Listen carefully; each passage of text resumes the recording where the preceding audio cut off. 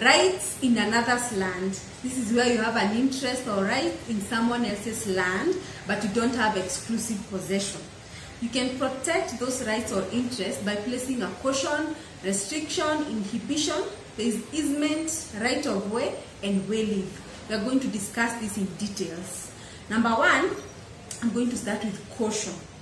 A caution is where a person who has an interest or a right over someone else's land, lease or charge, you either contractual or otherwise. So a caution is where you have an interest or right in someone else's land, whether contractual or otherwise. Contractual is where like you enter into a sale agreement for land, you pay a deposit, then you realize that this person wants to sell to another person. You have an interest in that land parcel, so you can place a caution. Another example is where the spouse, and by virtue of being a spouse, you have a right over matrimonial properties. So if one spouse wants to deal with the property without consulting the other, the spouse can place a caution on the parcel of land. Caution are placed to prevent any registration of any disposition or making entries into the register. And caution are made to the land registry in a prescribed form. You make them to you file an application, you take to the land registry, then the registrar will either place a caution or reject. If the caution is rejected, you'll be given a reason why it is rejected. But if you have an interest and you show that you have an interest, the caution will be placed on land. The owner of the land must be notified in writing that a caution has been placed on his or her portion of his or her land. The registrar must notify the person or the owner of the land that a caution has been placed on his land, and the notice must be in writing.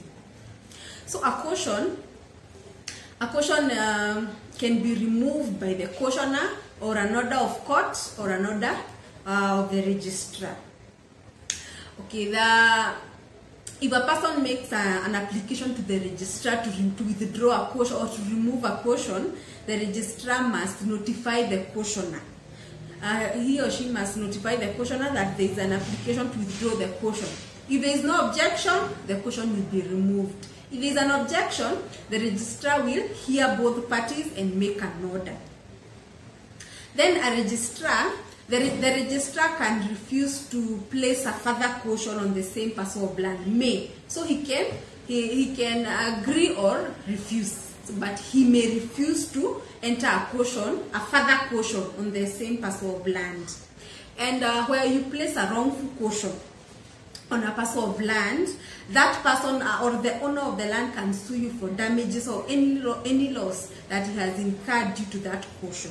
So you make sure if you're placing a caution, you have an interest and a right, yes, you have an interest or right on that parcel of land. So that is caution.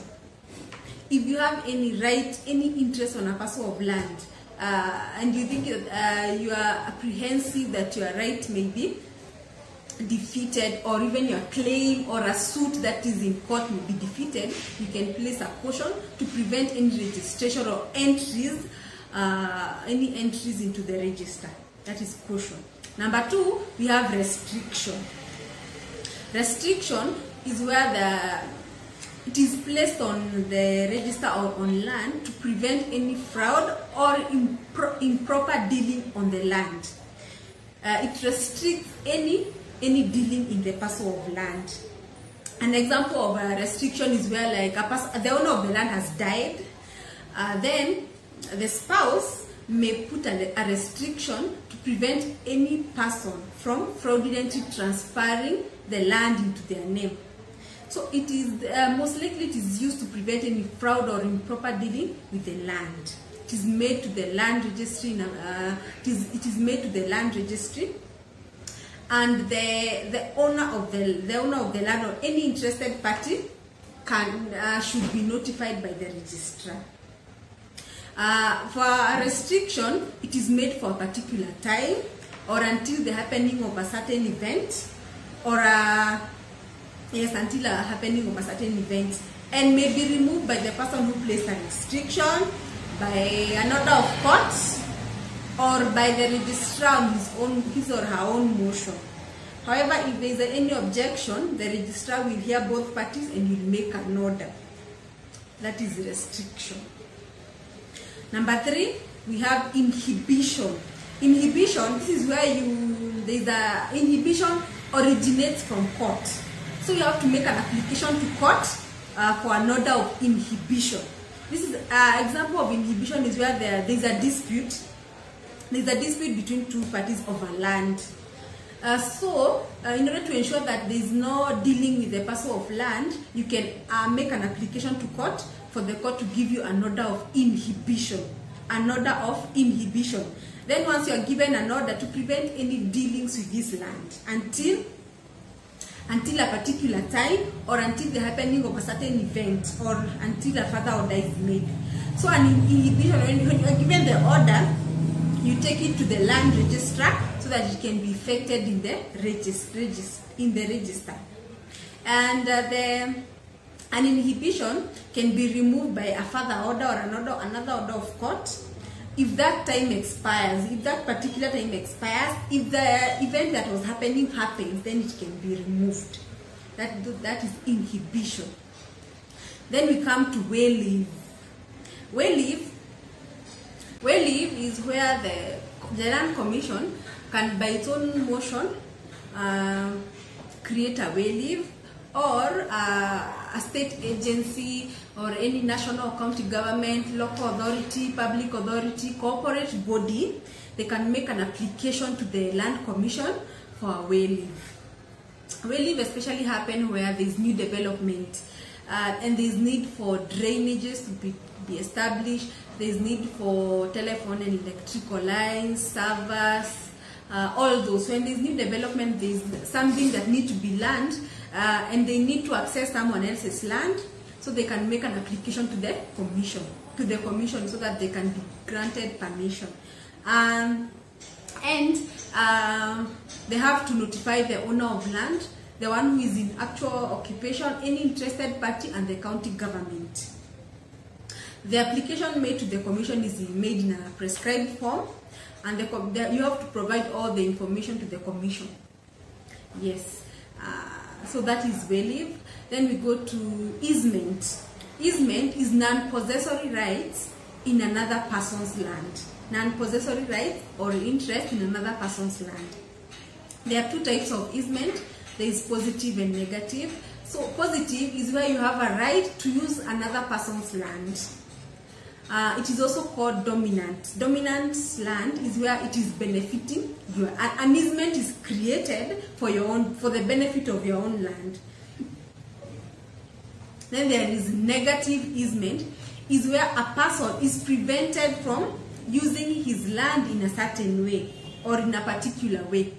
This one is called servient land, and this is where there is a burden, or your land is burdened. So it is a negative easement. Easement, the nature of easement is they allow you to do something in someone else's land, or they prevent the owner of servient land from doing something. Number one, so where you as a dominant owner of land, you are allowed to do something in someone else's, or to use the land of the servient land, or it prevents the owner of servient land from doing something. It can also prevent you from doing something. Easement, example of easement is where like an easement on a servient land is where you are preventing from building high properties or high building, that you prevent light or sun from going to another person's land, or even blocking the view. So yes. For an easement, it does not include exclusive possession. You don't have exclusive possession, and you cannot carry anything from that land, or from the land of the servant. From the servant, you can't carry anything or take anything from that land. The easement can be created by an agreement, will, or deed. And one thing about an easement is that it runs with the land. It subsists as long as there is land, lease, or charge. It subsists with the land. Unless in your agreement you stated that it is for a particular period of time, or it will take place until the occurrence of some event. Otherwise, it runs with the land. It subsists with the land. As long as the land is there, easement will always be there. So that is easement. Then we go the right of way. Right of way is also a type of an easement. It's a type of an easement. So a right of way is where the owner of a dominant land make an application to court for an entry order to access the servient land.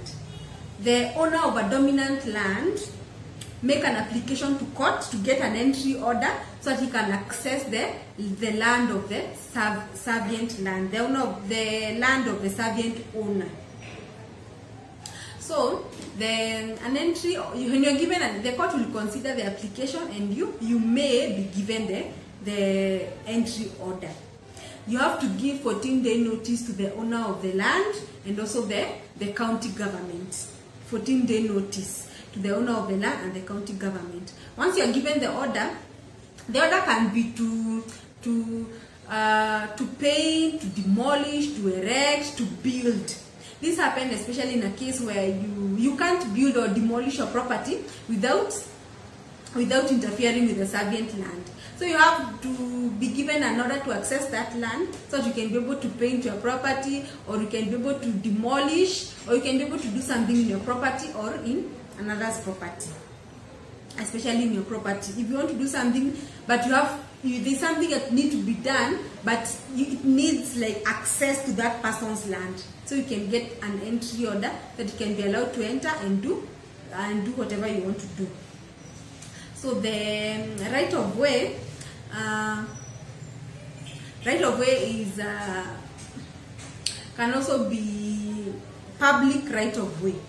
Public right of way. This is where the commission, by its own motion, it can create a road where people can pass or repass. For the commission, by its own motion, it will create a road for the benefit of the state agency, national or county government, local authority, or any corporation. It can also create a road for the benefit of the public. But it is for the benefit of the corporation or a national authority. It is so that those state agency, national or county government, if there is anything they are doing on a parcel of land, their employees or agent can be able to access land and will still build, erect anything without interference.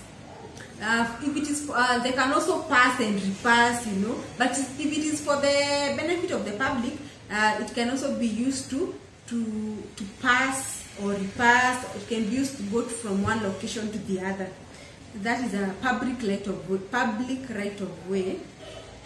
And if your land is taken by the government or the commission, you will be compensated on that part of the land that has been taken. Yes. So yes, that's it. So right of way. So when the situation where there is an urgent matter or a natural disaster, fire, civil commotion, and it is an urgent matter, and you require to access someone else's land urgently, either to repair or demolish your building or do something to prevent any further disaster, you should give the owner of that land at least 24 hours notice so that you can be able to access that parcel of land. Profit is also included as where you have an interest in someone else's land. So profit is a right to take something out of someone else's land. That something must be capable of being owned, e.g. grazing, cutting trees, fishing. So that is when you take something out of someone else's land, something that is capable of being owned. That is profit.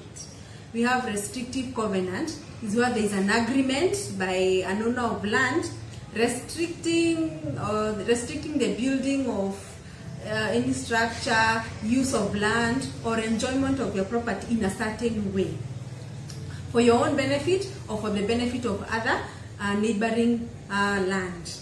That is restrictive covenant. This is where you enter into an agreement. You agree not to do something in your own parcel of land. You are restricted from doing something. That is a restrictive covenant.